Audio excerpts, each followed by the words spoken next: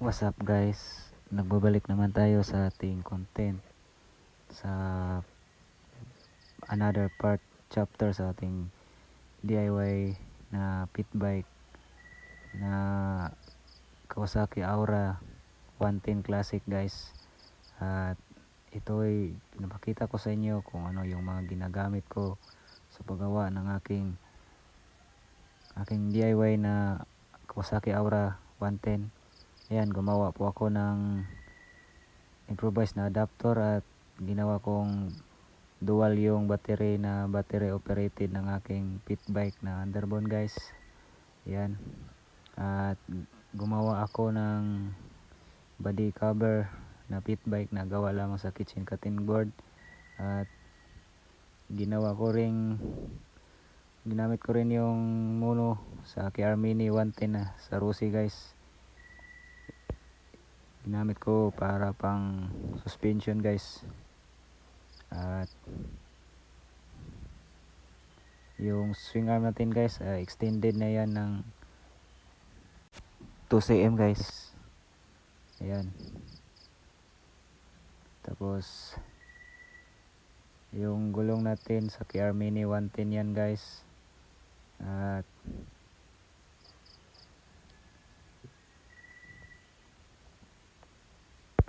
sa chassis naman natin guys, binago natin yung chassis guys at ginawa nating body frame ng pit bike guys.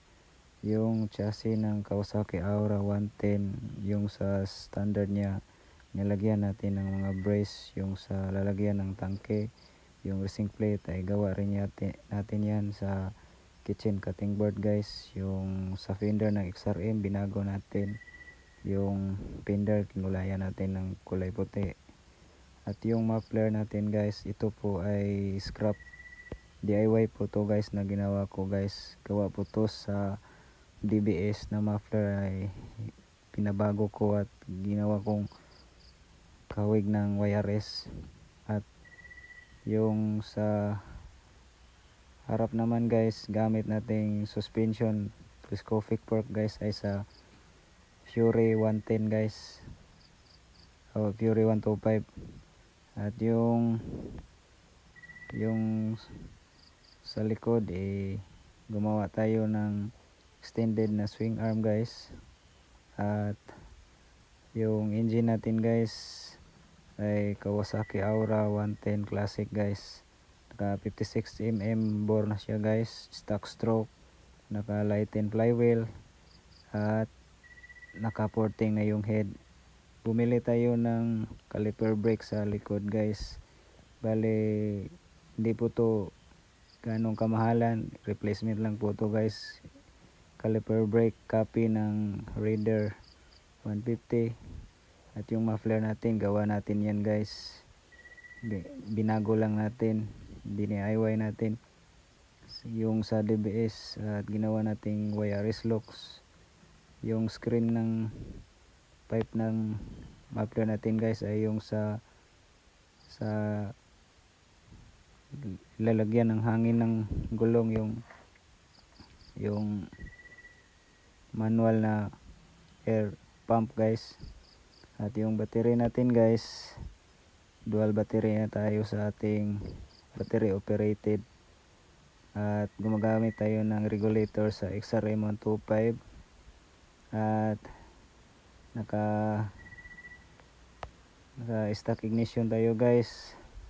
At yung cover natin sariling gawa natin to guys. At ito ay tinitesting natin to guys kung gaano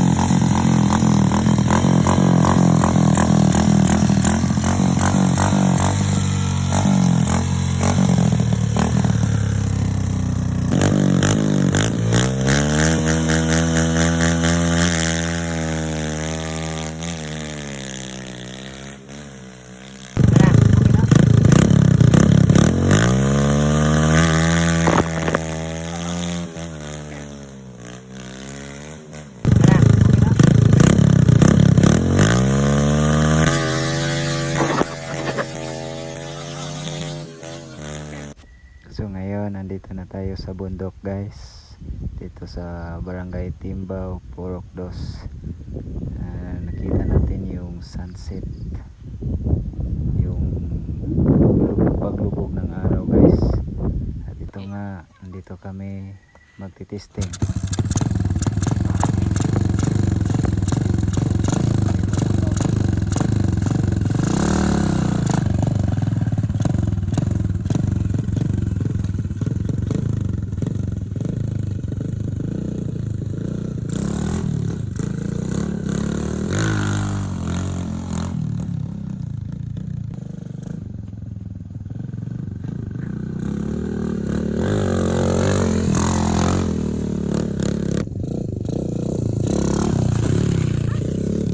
Wala pa. Uy, may mo. Sayop.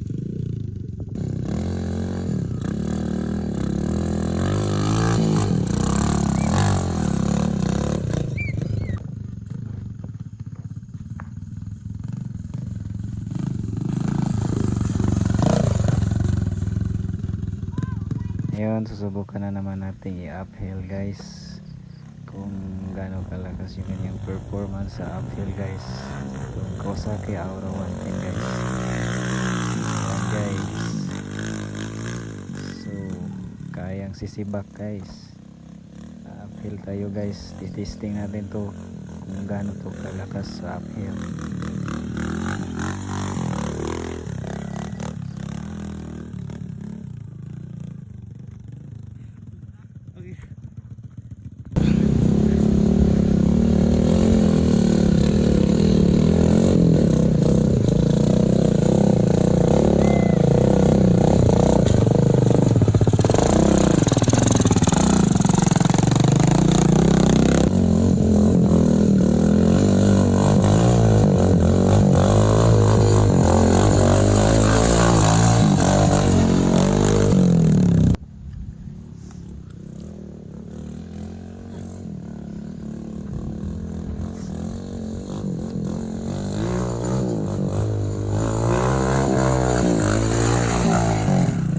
Bawal pa.